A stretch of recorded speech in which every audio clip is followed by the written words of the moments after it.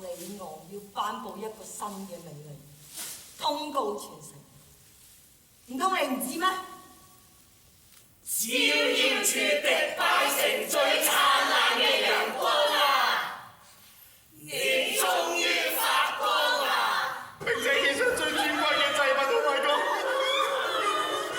至於佢細佬波雷涅帕斯，係個流亡者，犯咗嚟我哋嘅國家，想將佢祖先嘅國家同我哋嘅神殿接得一乾二淨，想飲佢眾人嘅血，將剩低嘅人通通變成奴隸。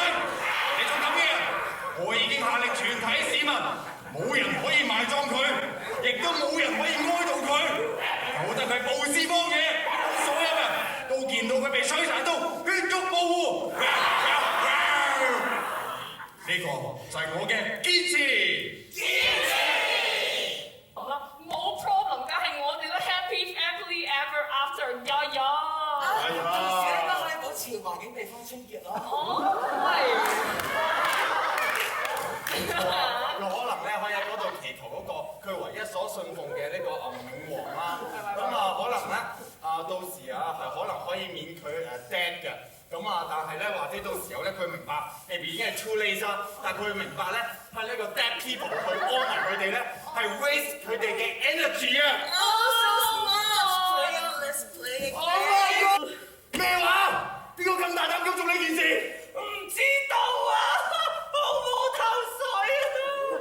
附近揾到任何百麗嘅工具，土地又乾又硬，連個腳印都揾唔到啊！嗱，當第一個受兵發現呢件事嘅時候啦，我哋都真係好驚啊！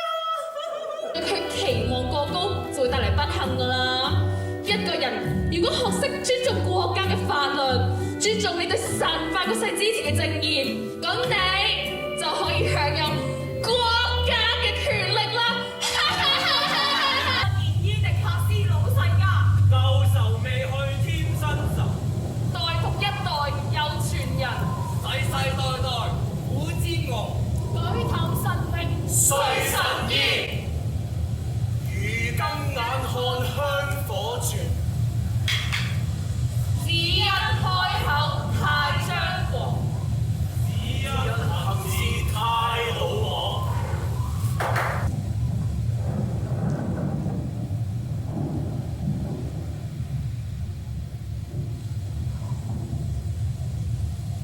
佢呢一死唔係一條人命，而係兩條人命。你威脅我？我阻止你做愚蠢嘅決定，算得上乜嘢威脅？你自己愚蠢反而嚟教訓我，你會後悔㗎。你有啲喪心病狂啊！女人嘅露台，淨識講埋晒啲廢話。但只人想聽你講。係又點啊？我向眾神發誓，好似你呢種咁嘅大逆不道嘅孽子，一定不得好死。將個呢押上嚟，依家就處死佢。迪拜城嘅市民，請親眼望住我行最後一段路。今後再見唔到陽光。各位令眾生安息嘅冥王，將我活生生帶到冥旁邊。我尚未享受迎新歌，亦冇人為我唱過洞房歌。就咁下嫁俾冥河之神。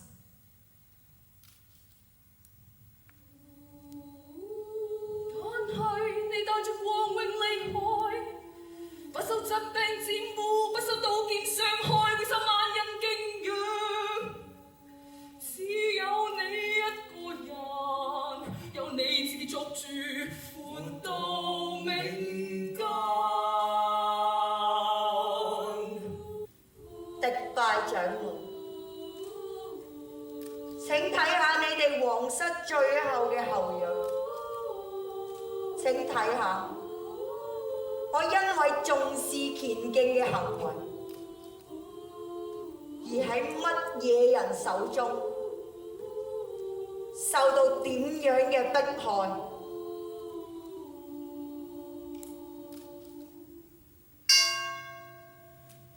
我身心被壓傷，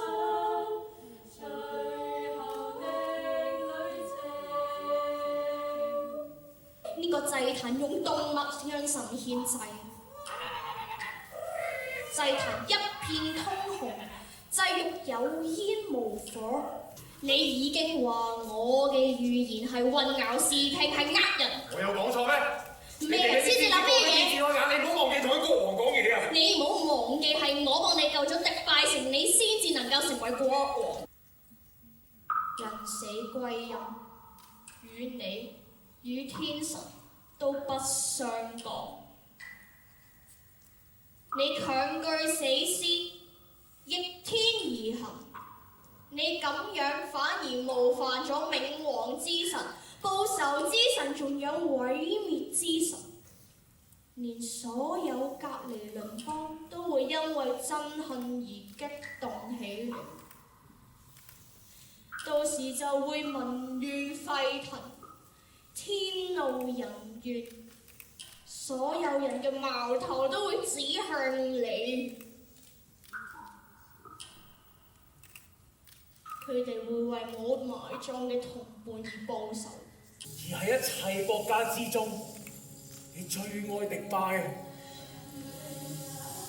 如今，全城嘅人都處於大難之中，同埋佢不幸嘅婚姻。當克里昂一見到希門，就大聲痛哭，呼喚佢嘅兒子。希門，你喺度做緊啲乜嘢啊？係啲咩事令到你冇晒理智啊？希門出翻嚟啊！我求下你，出翻嚟！我求下你出翻嚟啊！但係希門一句説話都冇講，佢拎出佢嘅劍，刺向佢嘅父親，但係冇被刺中。可惜呢位年青人咧，已經俾佢嘅憤怨沖昏佢嘅頭腦，佢將劍刺入自己肋骨之中。喺佢臨死之前，佢用佢無力嘅雙臂攬住安提岡尼，最後嘅一個呼吸，血流咗落安提岡尼慘白嘅面上。二人倒下，一條屍體抱住另外一條屍體。